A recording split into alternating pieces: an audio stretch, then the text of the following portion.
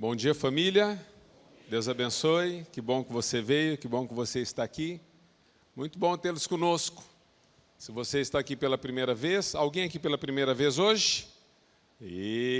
Muito bem-vindo. Padilha, Anne, os demais são muito bem-vindos em nome de Jesus. Que bom tê-los conosco, que essa casa possa se tornar um lar para vocês. Amém? E que esses muitos irmãos possam ser discípulos para caminhar juntos naquilo que Deus tem proposto. Quantos estão felizes nessa manhã? Digam amém. Amém. Manhã de ceia. Precisamos estar felizes com aquilo que Deus está fazendo.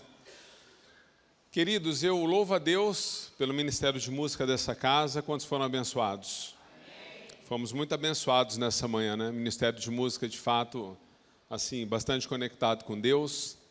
E isso nos abençoa muito. Eu sempre gosto de cantarmos algumas canções antigas. Já falei sobre isso aqui, né? Quando você traz algumas canções que são mais antigas, às vezes alguns filhos que saíram da casa do pai e ficaram muito tempo distantes, quando eles voltam e eles reencontram algumas músicas antigas, tocou uma da Aline Barros aqui, música bastante antiga, de 1994. Aí, Deus é bom. E eu fui muito abençoado com essa canção no período da minha conversão, por isso que eu me lembro que é de 94. Fevereiro de 94 ela lançou essa canção. E isso me abençoou muito naquele período, e todas as vezes que essa música, como tantas outras adorações ao Senhor, são ministradas, nós relembramos da casa do Pai, de como as coisas aconteceram e tudo que Deus fez e está fazendo. E é sobre isso até que eu quero falar um pouquinho com você hoje. Hoje nós vamos falar sobre como Deus se move abençoando as gerações. Então, eu quero falar sobre um Deus geracional. Quantos acreditam que Deus é um Deus geracional? Às vezes nós nos prendemos somente no momento em que estamos vivendo, desconsiderando o passado que temos e não avaliando o futuro que teremos. Existem coisas que eu e você estamos plantando para os nossos filhos, netos, bisnetos. Se Jesus não voltar antes, eles colherão. Eu tenho plena convicção disso. A palavra nos ensina isso todos os dias. Deus é um Deus de gerações. Então, por toda a história de Israel, por toda a história bíblica, você vai ver Deus atuando por meio daqueles que Ele foi levantando de geração em geração. Então, a sua fidelidade dura de geração a geração, e nós estamos aqui para contar os seus feitos. Amém? Vamos lá, eu quero ler com você Josué capítulo 1, versículo 1 em diante. Se você tem a Bíblia aí, está no telão também, versão NVI, ok?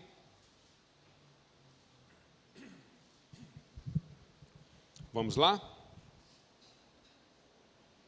Amém, amém? Depois da morte de Moisés, servo do Senhor, disse o Senhor a Josué, filho de Num, auxiliar de Moisés: Meu servo Moisés está morto, agora, pois, você e todo o povo, preparem-se para atravessar o rio Jordão e entrar na terra que eu estou para dar aos israelitas. Como prometi a Moisés, todo lugar onde puserem os pés eu darei a vocês. Seu território se estenderá do deserto ao Líbano e do grande rio, o Eufraste, a toda a terra dos hititas, até o Mar Grande no oeste. Ninguém conseguirá resistir a vocês todos os dias da sua vida. Assim como eu estive com Moisés, estarei com vocês. Nunca o deixarei, nunca o abandonarei. Seja forte e corajoso, porque você conduzirá esse povo para herdar a terra que prometi sob juramento aos seus antepassados. Somente seja forte e muito corajoso. Tenha o cuidado de obedecer a toda a lei que o meu servo Moisés lhe ordenou. Não se desvie dela, nem para a direita, nem para a esquerda, para que você seja bem-sucedido por onde quer que andar.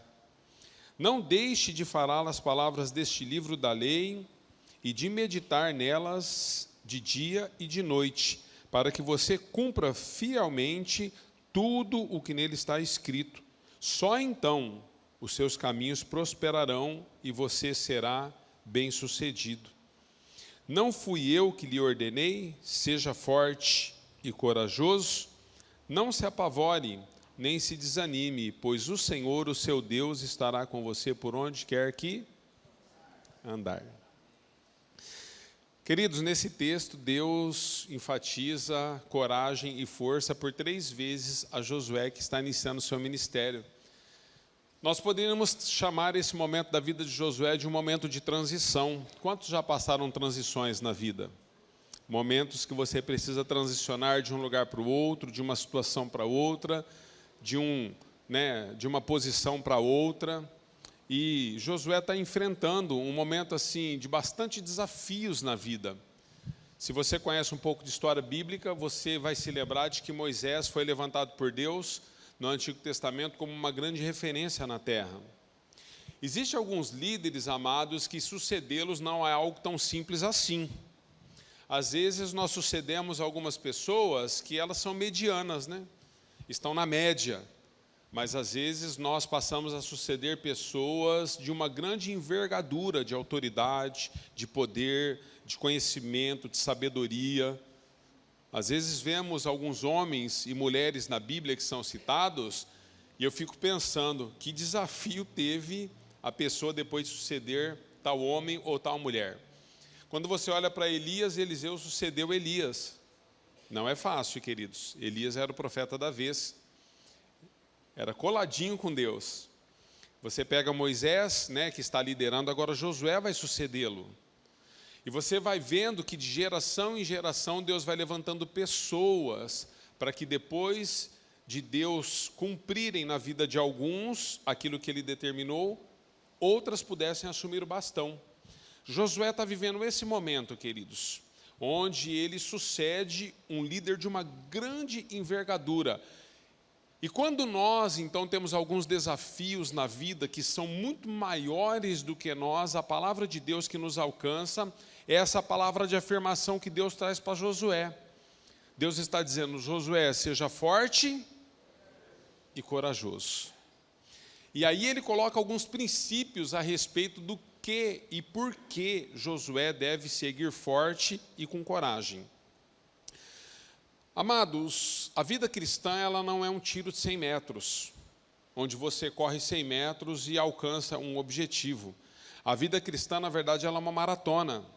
Então, durante o tempo em que nós estamos maratonando, estamos cumprindo o propósito pelo qual Deus nos levantou para ser aquilo que Ele espera de cada um de nós, nós precisamos entender que em meio aos processos, em meio a esse percurso, nós, em muitos momentos, iremos desanimar.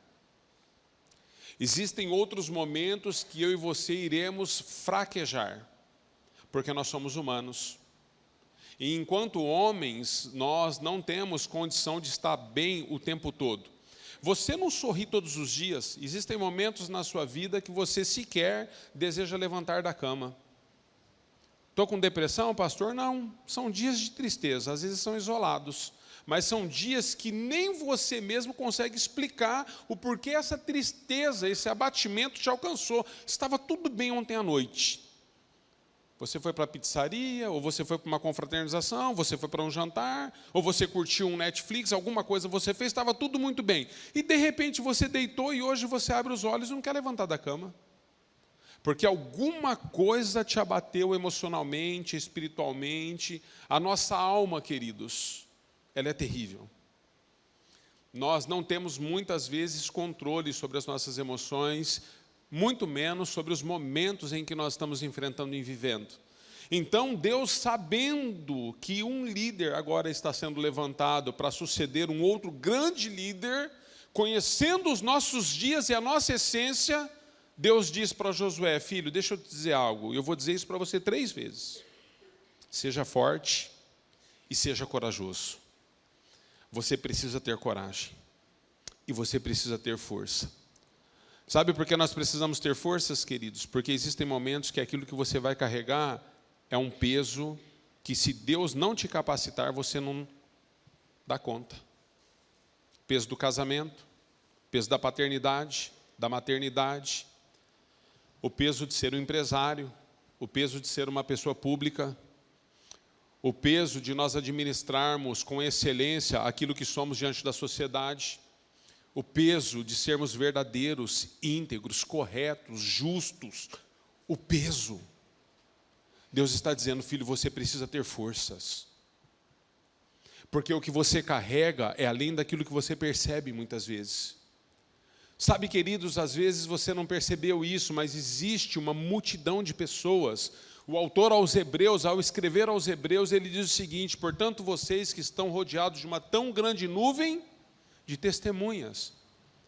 Essas testemunhas, elas são estudadas na Bíblia e explicadas na Bíblia de muitas formas pelos teólogos. Elas são explicadas que podem ser as testemunhas daqueles que foram antes de nós, os heróis da fé, a galeria dos heróis que nos precederam no chamado e na vocação que Deus tinha, mas também nos fala, muitos teólogos também trabalham a questão de que essa tão grande nuvem de testemunhas que nós temos, que estão de olho em nós, são aqueles que ainda não se encontraram em Jesus Cristo. São pessoas que estão aguardando o testemunho da igreja que diz, a palavra do Senhor, até a criação anseia pela manifestação dos filhos de Deus. Existe uma multidão lá fora que anseia pela manifestação daquilo que Deus tem feito na sua vida, daquilo que você carrega, daquilo que você é. Então, amados, Deus é um Deus de gerações, e quando Deus usa um líder e encerra um ciclo na vida daquele líder, quando Deus levanta um outro líder, uma outra liderança, quando Deus traz um novo momento, um novo tempo nas nossas vidas, nós precisamos entender como nós vamos carregar e de que maneira seremos carregados nisso tudo. Porque existem momentos que você vai carregar, mas existem momentos que Deus precisa carregar você.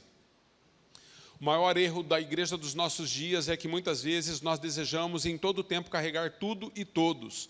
E não entendemos que em alguns momentos nós precisamos parar para um pit stop. Precisamos parar, queridos. Às vezes precisamos fazer algumas revisões.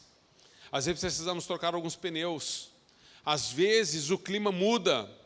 Às vezes você está correndo a corrida que lhe foi proposta, como Paulo disse, ele correu a carreira que lhe foi proposta, ele guardou a fé, ele seguiu olhando para o autor consumador da fé, Cristo Jesus, ele seguiu no bom combate. Mas deixa eu dizer para você, enquanto nós estamos correndo, existem dias que você está correndo no sol, mas existem dias que você está correndo na chuva, em outros momentos correndo de noite, e quando corremos à noite é diferente de como corremos de dia. Sabe por quê? Porque durante o dia você não precisa de farol para te iluminar, mas durante a noite você precisa. E nós precisamos entender momentos dos quais Deus está nos colocando, na geração que Deus está nos levantando, o que nós estamos recebendo. Deuteronômio, queridos, um livro antes de Josué, no último capítulo, Deus fala já com Josué. Deus começa a dar indícios para Josué de como seria a capacitação que Deus traria sobre a vida dele, uma vez que ele assumiria esse bastão. E Deus fala assim, nunca houve e nunca haverá outro Moisés. Sabe, amados, Moisés são importantes nas nossas vidas. São homens e mulheres que se tornaram referência para nós, em todas as áreas das quais nós buscamos, almejamos. Às vezes você tem um veio, às vezes você tem um... Nós temos, amados, uma vocação. E existem coisas que me chamam a atenção, mas não chamam a sua, e vice-versa. Existem coisas que você tem uma tendência, uma queda para isso, que não me chama a atenção. Mas deixa eu dizer para você, independente de quais são os meus e os seus desejos, querer, quais sejam as nossas vocações, os nossos chamados, deixa eu dizer para você, todos nós, dentro daquilo que nós buscamos e almejamos, nós temos referências. Se você gosta de ler, você vai sempre se inspirar em bons leitores, em bons escritores. Se você gosta de esporte, você sempre vai buscar, dentro daquilo que você tem como esporte, você sempre vai buscar algumas referências. Se você é um bom cristão, você sempre vai buscar boas referências cristãs. Ou seja, os nossos Moisés, eles existem. Mas existe um momento na sua e na minha vida que, embora os nossos Moisés de referência, eles existam, nós precisamos entender que, embora eles existam, Deus agora está nos levantando para que eu e você possamos cumprir o propósito pelo qual Ele nos estabeleceu nessa terra. A palavra que eu trago para você hoje, você que está aqui, os que estão nas mídias nos assistindo, eu quero dizer algo para você, eu quero declarar sobre a sua vida. Deus usou Moisés, mas hoje Ele tem levantado Josué. Não tem a ver com as pessoas das quais te inspiraram a vida toda, tem a ver com a inspiração que Ele trouxe sobre você por meio do seu Filho, Cristo Jesus. Ele está levantando uma geração, Ele está nos trazendo para o centro da sua vontade. Eu não sei se você tem percebido os nossos dias, mas Deus tem algo conosco, Deus está trabalhando e está preparando as nossas vidas. Então, o primeiro princípio que eu quero que você entenda desse texto: o mesmo Deus que chama é o mesmo Deus que prepara, é o mesmo Deus que deseja, é o mesmo Deus que prepara. Verso 2 diz assim: meu servo Moisés está morto.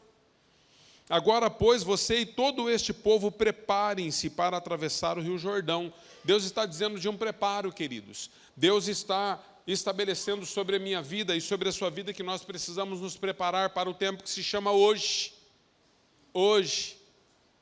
Às vezes nós temos grandes oportunidades de sermos um canal, de sermos diante da sociedade, diante da nossa família, diante dos nossos. Nós temos uma grande possibilidade de sermos como a rainha Esther, que ela foi levantada por Deus para um único dia em todas as Escrituras. Mardoqueu, o seu primo, quando tem um bate-papo com Esther, o povo judeu estava sendo, a ponto de ser, melhor dizendo, a ponto de ser extirpado da terra, por conta de uma determinação real. E aí, então, Mardoqueu, quando escreve a respeito da sua sobrinha, Esther, e quando vai conversar com ela pessoalmente, ele diz: Esther, quem sabe não foi para esse único dia que você foi levantada na terra? Às vezes nós somos levantados por Deus para um único dia, queridos. Deixa eu dizer para você, presidentes hoje estão presidindo porque em um único dia uma pessoa liberou uma palavra de incentivo sobre eles, dizendo para eles que eles eram capazes. Nós temos médicos, advogados, homens, mulheres de Deus, nós temos ministros, profetas, nós temos pastores, nós temos missionários, homens e mulheres de Deus, que com um único dia, uma pessoa foi usada para dizer: olha, você é capaz. Creia. Amados, nós temos pessoas que passaram a lutar pelas suas famílias, porque num único dia, uma pessoa foi levantada a dizer a eles o seguinte, Atos 16:31, crê no Senhor Jesus, será salvo tu e tua casa. Uma única palavra liberada pela boca de uma pessoa num único dia. A pessoa nunca mais evangelizou, ela simplesmente foi usada nesse dia. E ao ser usada nesse dia, toda uma família, toda uma geração é alcançada. Nós precisamos ser preparados por Deus.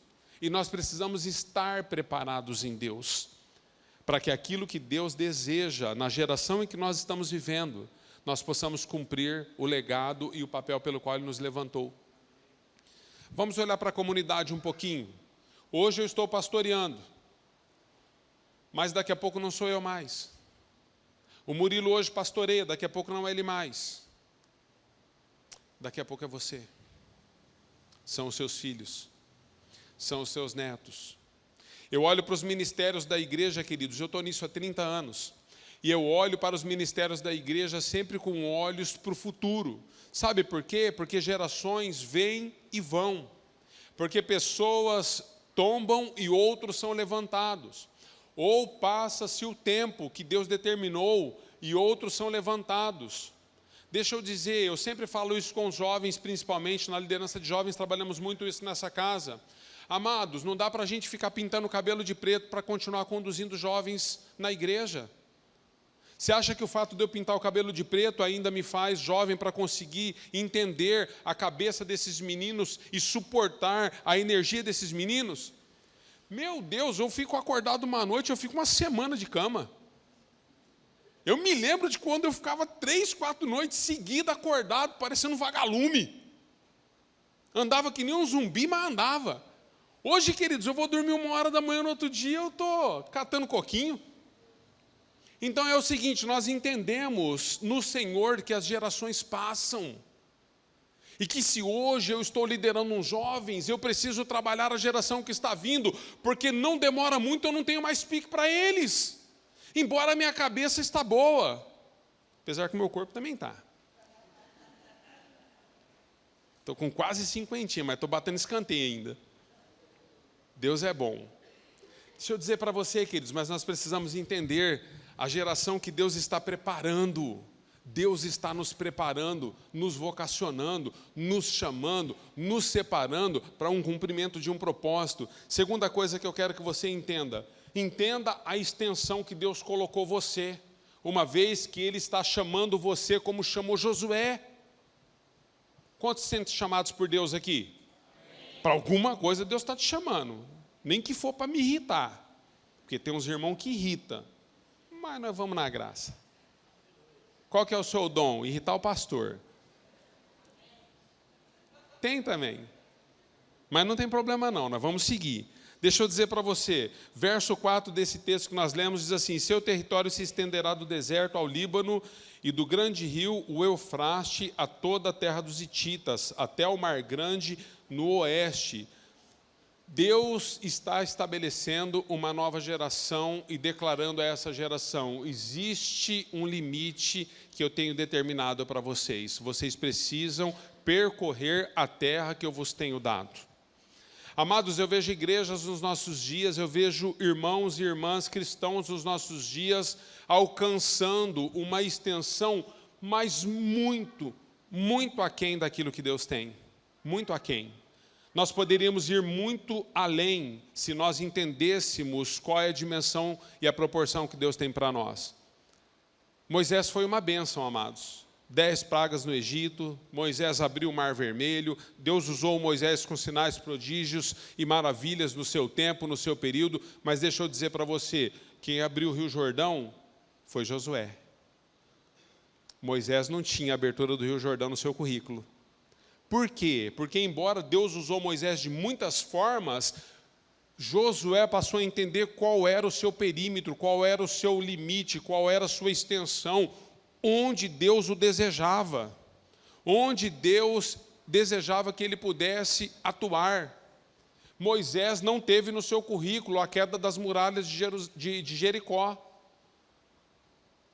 Josué teve. Josué teve. Ele entendeu o perímetro. Vamos lá, pastor, faz a pergunta. Você está doido para fazer? E estou mesmo, vou fazer. Qual a extensão que Deus colocou a essa comunidade? O que Deus espera de nós nessa cidade chamada Presidente Prudente? Eu não sei quanto a você, mas eu ainda creio, nós vamos pastorear essa cidade. Eu vou dar outra oportunidade para você, eu não sei quanto a você, mas eu ainda creio, nós vamos pastorear essa cidade. Para soberba, pastor, para que o nosso nome seja engrandecido, não, pode até tirar aquela placa de lá. Não precisa ter placa, não precisa ter nome. Mas nós vamos tocar a viúva ou órfão nas suas necessidades, nós vamos tocar aqueles que menos têm, nós vamos tocar aqueles que são muitas vezes acreditados, nós vamos tocar os ricos, nós vamos tocar, queridos. Porque não é só a viúva ou órfão, e não são só os moradores em condições de rua que precisam de Jesus. Os ricos dos ricos também precisam, os milionários também precisam. Jesus está conversando com um jovem que tinha muito dinheiro, muito dinheiro. Ele não tinha problemas, era um bom garoto. Tudo indica que ele era um bom garoto. E Jesus está conversando com ele, ele faz uma pergunta para Jesus: Senhor, o que eu preciso para herdar o reino dos céus? Aí Jesus falou assim: filho, você não está entendendo. Jesus vai desenvolvendo o diálogo com ele, e o diálogo então acaba em uma situação assim bastante complicada para ele, porque ele era rico. Jesus falou: vamos fazer o seguinte, filho, olha, vende tudo que você tem, compartilha com os pobres, toma cada dia a sua cruz, se torne meu discípulo, deixe tudo isso daí e siga-me. A Bíblia diz que aquele garoto deu as costas para Jesus, sabe por quê? Porque ele tinha muitas condições, e o dinheiro se tornou seu ídolo, o coração dele estava naquilo. A Bíblia diz que Jesus, ao perceber tudo aquilo, Jesus traz uma afirmação, ele diz: olha, é mais fácil um camelo passar pelo fundo de uma agulha do que um rico herdar o reino dos céus. Então deixa eu dizer para você, os ricos também precisam de Jesus. E nós vamos pastorear essa cidade na autoridade do nome de Jesus, para fazer com que todas as pessoas tribos, povos, raças, línguas e nações entendam que existe um Deus que é sobre todos os deuses, que existe um Jesus que ainda está nos nossos dias salvando, libertando e curando. Ah, pastor, eu não vejo mais os sinais. Você não vê porque você não tem ido. Ah, pastor, eu não vejo mais os sinais. Você não os percebe porque você não está entendendo o seu campo de atuação. Porque quando nós entendemos, os sinais seguirão aqueles que creem. Deus ainda faz sinais nos nossos dias. Ele ainda salva, Ele ainda liberta, Ele ainda cura. Ele ainda levanta aleijados, Ele ainda dá vista aos cegos. Deus é o mesmo ontem, hoje será eternamente. Nós precisamos entender isso. A igreja precisa se posicionar naquilo que Deus está nos dando como extensão e como legado. Há uma transição geracional, queridos. Eu sempre honro os meus pais na fé, sempre os honrei. Mas deixa eu dizer algo para você, eu entendo que hoje eu já não sou mais um menino, e que eu preciso assumir a posição que Deus me estabeleceu, e Deus nos colocou nos nossos dias para sermos sal e luz lá fora. Então entenda a sua extensão, entenda. Amados, há 4 anos atrás nós começamos aqui num grupo pequeno de pessoas, Deus nos deu esse lugar. Deus começou a falar que iria alargar as fronteiras daquilo que Ele estava fazendo nas nossas vidas através da nossa vida. Nos cultos da noite, a gente não está tendo lugares para que as pessoas possam se acomodar. Deus começou a esticar e eu falei, irmãos, como que nós vamos conduzir as crianças? Onde a cafeteria ia, as crianças, durante o culto, elas eram assistidas na cafeteria.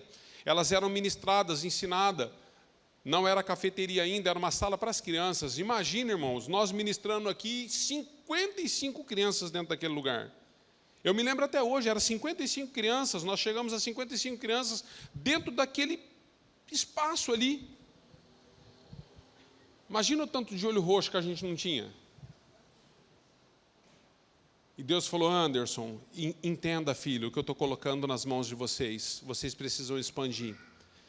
Nós entendemos, amados, e fomos chamados por Deus para sermos uma igreja com inclusão de famílias com deficiência e crianças com necessidades.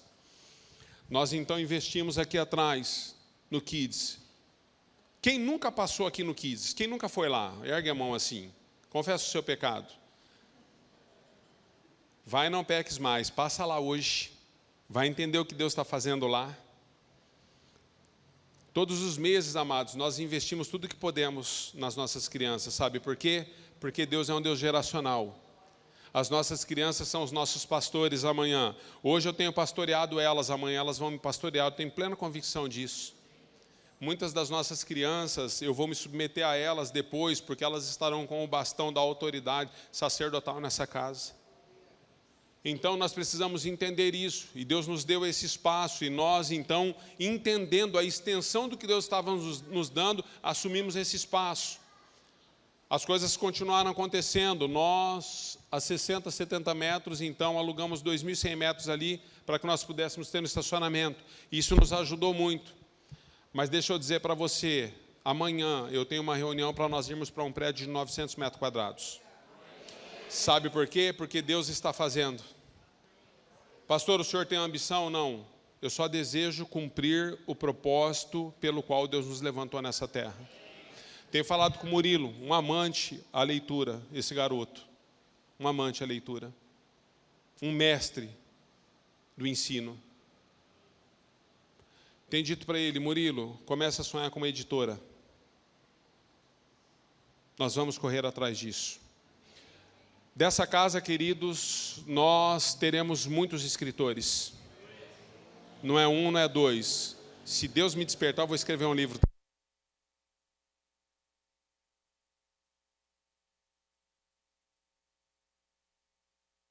É um maligno, é um maligno. Já tentando impedir as minhas escritas. O maligno colocou a mão nos meus pergaminhos. Está amarrado em nome de Jesus. Deixa eu dizer para você, queridos. Nós teremos uma editora. Sabe por que nós teremos? Porque nós entendemos que a comida saudável que Deus tem nos dado precisa alimentar pessoas famintas lá fora também. Não deu tempo, eu queria muito que tivesse dado tempo para hoje. Não vai dar, não deu e não vai dar para domingo que vem, porque essa semana eu estou indo para o Maranhão. Estou indo em missões lá para o Maranhão servir os necessitados lá. Vai ser uma bênção, queridos. Ore por mim, que diz que lá o negócio estrala, mas nós vamos. Mas na outra semana, nós acreditamos que vai dar tempo, nós vamos iniciar, ali no cantinho ali, ó, nós vamos ter uma livraria ali, nós vamos colocar algumas obras para que vocês possam retirar para ler e com 60 dias devolver. Nós vamos anotar seu nome, nós vamos levar seu nome para o Serasa, se você não devolver o livro da igreja, e nós vamos declarar que se você não devolver os livros da igreja, você não vai conseguir ler mais nada na vida, porque tem que devolver o livro da igreja. Mas nós vamos colocar umas obras ali, sabe por quê? Porque é assim, nós queremos expandir, queridos, nesta igreja e nesta casa, nós queremos expandir o despertar pela leitura, por coisas que de fato vão edificar e transformar as nossas vidas. Enquanto nós vivemos na Netflix, enquanto nós vivemos nas redes sociais, talvez seja tempo dessa casa despertar, que Deus está expandindo as nossas vidas. Nós vamos iniciar com isso. Daqui a pouco vai ter umas obras que você vai poder começar a comprar a preço de custo. Você vai despertando para isso. Daqui a pouco nós temos... Essa semana eu me reuni com o dono de uma gráfica aqui de Presidente Prudente, um cara assim, power. Conversamos muito, perguntei tudo sobre gráfica. Ele me explicou os prós e os contras. Eu falei, então vamos começar com uma gráfica digital. E nós vamos iniciar. Eu desejo, amados, entender qual é a dimensão e a extensão daquilo que Deus está colocando à igreja. Esse novo lugar que Deus está nos levando é perto daqui, tem 5.000 metros quadrados. O salão lá tem 900 metros quadrados, esse salão aqui tem 290. Por que, pastor, isso? Porque nós precisamos entender e discernir os tempos e as estações daquilo que Deus está nos dando. Outra coisa que você precisa entender a respeito desse texto, você não está sozinho. No verso de número 5 diz assim, ninguém conseguirá resistir a você. Todos os dias da sua vida, assim como eu estive com Moisés, estarei com você. Nunca te deixarei e nunca te abandonarei. Quantos podem dizer amém? Essa é uma promessa de Deus para a sua vida. Deus nunca vai te deixar, Ele nunca vai te abandonar. Ainda que eu te abandone, ainda que o Murilo te abandone, ainda que a sua mãe e o seu pai te abandone, a Bíblia nos ensina num texto que ainda que a mãe rejeite os seus filhos, Ele jamais os rejeitará. Deus sempre estará com você em meio aos processos. Então você precisa entender o que Deus está fazendo, para que você de fato possa assumir não só o seu papel, mas assumir a responsabilidade de que você não está sozinho e é por isso que você caminha. Pessoas param no meio do caminho, queridos. Você já caminhou com pessoas assim? Pessoas que iniciam, mas elas abortam a missão. Muitas vezes por interesses pessoais, muitas vezes por desejos próprios, muitas vezes por situações outras, mas pessoas que abandonam o propósito no meio do caminho. Sabe por que abandonam? Porque não entenderam que é a geração desse tempo e desse período. Os nossos filhos, os nossos netos, os nossos adolescentes dos nossos dias, eles precisam de você e de mim, mas muitos de nós nos omitimos. E Deus está dizendo para você o seguinte, eu estou com você. E é uma responsabilidade sua entender que se nós estamos juntos, nós precisamos cumprir juntos um papel. Ei, não faça nada sozinho.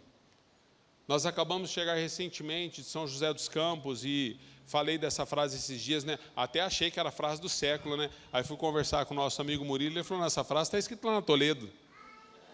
A frase que eu vi lá no... Eu falei, ixi, nem lembrava, vai. Ninguém faz nada grande sozinho. Porque se fizer sozinho não é grande. Não voltei que essa frase assim achando, né? O Murilo falou, vai ali na Toledo, não precisava ir tão longe para ler isso aí. Gastei 700 quilômetros, Murilo, para entender isso aí. Tá tudo bem. Deixa eu dizer para vocês, ninguém faz nada grande sozinho. Jesus, ele tinha todas as condições, por ser Deus encarnado, de fazer o que ele veio fazer sem precisar de mim e de você, mas ele escolheu 12 homens. 12 homens. E nós precisamos entender isso, queridos. Se nós não podemos fazer nada sozinhos, desejamos fazer juntos, não saia antes do término daquilo que nós estamos fazendo. Por que você sai antes do término daquilo que nós estamos fazendo no Senhor? Já parou para pensar nisso? Jesus caminhou com 12. Quem saiu primeiro teve nome. Ele saiu antes de todo mundo. Como ele se chamava? Judas.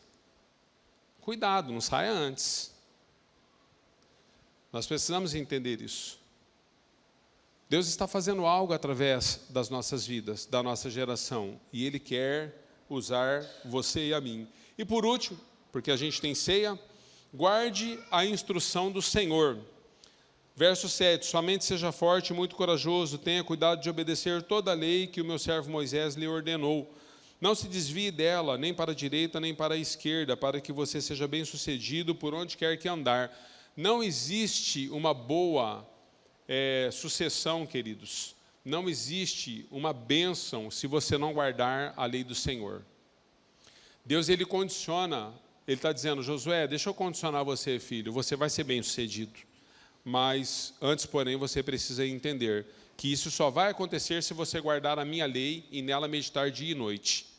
Nós temos um ministério de ensino nessa casa. O ministério de ensino nessa casa protege a palavra na sua essência, protege a igreja de tropeçar, protege a igreja de cometer erros, protege a igreja de blasfemar contra o Espírito Santo, de errar contra Deus, de apostatar na fé. O ensino protege a igreja, as escrituras protegem a igreja de apostasia. Nós temos pessoas no nosso meio apostatando na fé, todos os dias por onde você anda, dentro dessa denominação, em outras denominações, pessoas apostatando na fé, porque elas não mergulham na palavra, elas mergulham na religião, elas não se dobram às escrituras, elas se dobram aos ministérios, elas não se entregam a Deus, elas se entregam a relacionamentos humanos, e isso nos faz apostatar na fé. E uma das coisas que nós não podemos negociar, queridos, se nós somos a geração que Deus está levantando, a palavra é o centro de tudo nessa casa.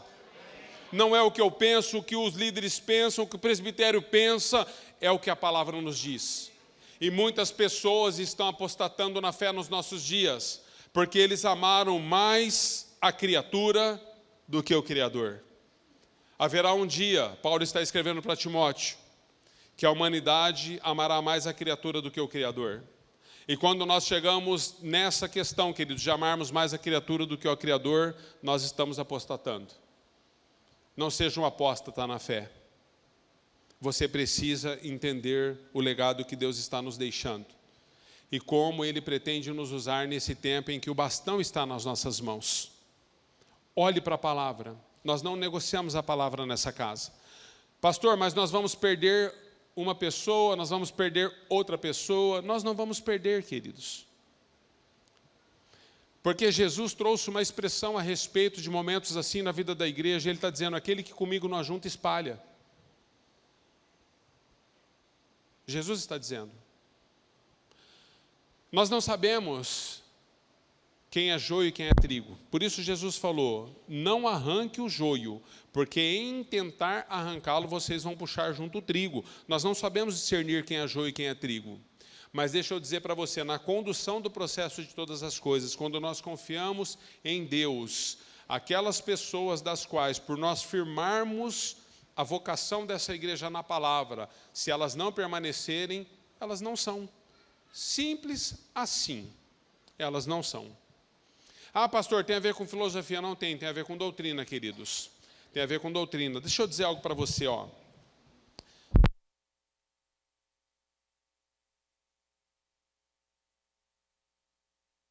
Eu estou só há 30 anos caminhando com Jesus. Mas há mais de 2000 anos, essa palavra encarnou.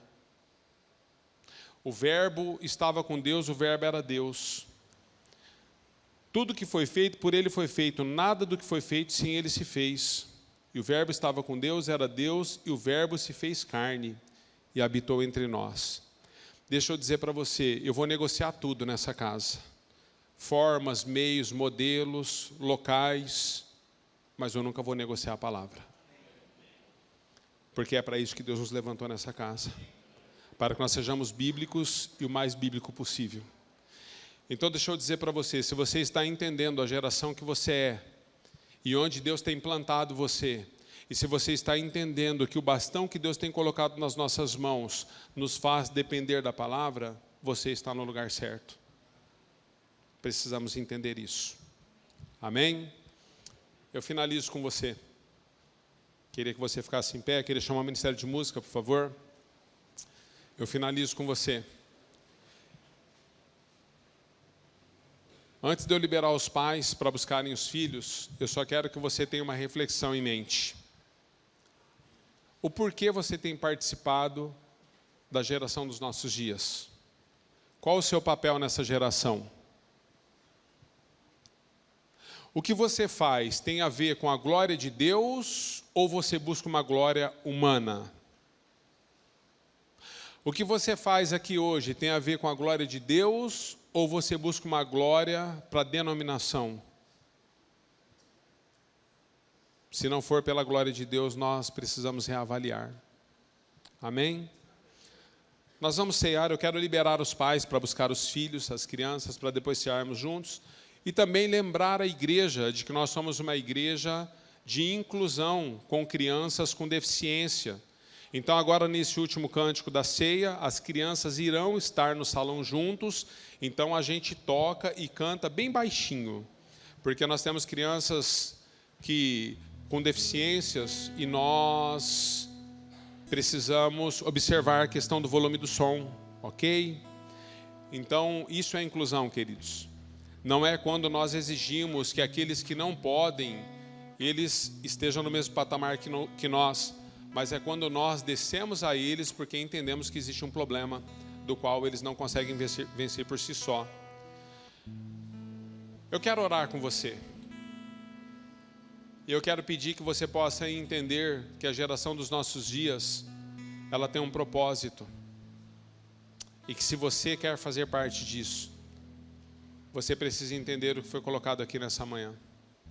Curva a sua cabeça por um instante. Pai, nós te louvamos pela tua fidelidade neste lugar, nós te agradecemos pelas tuas misericórdias e nós sabemos, ó Deus, não existe nada, Senhor, nada que foge das tuas mãos. Cada um de nós, Pai, entendemos a tua palavra e muitas vezes só entendemos na proporção que desejamos.